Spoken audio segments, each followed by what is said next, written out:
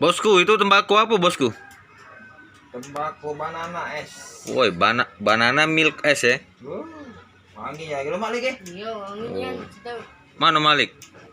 Ini Malik. Yoyo ini Yoyo. Jingok nah potongan rambut Cak Sintayong.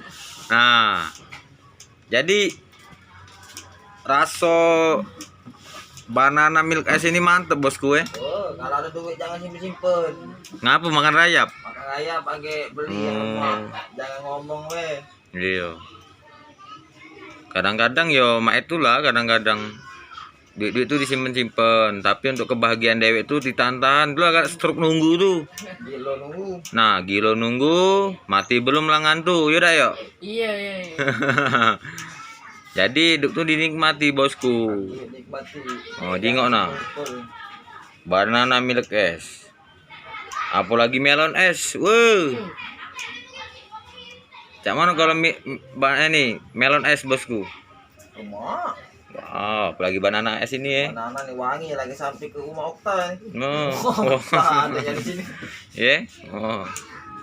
Bangsa itu pisang dan goreng itu. Asli. Ngerokok ini pecah ini apa namanya tuh? Nyingo. Lagi. Bukan yang sebelah rumah Ongo tuh nah. Oh, lini. Oh, tahu dewek kau. Kopi. Sak tinggi, putih pula. Atas bisa. Wah, kau. Masih itu. Tahu dewek kau.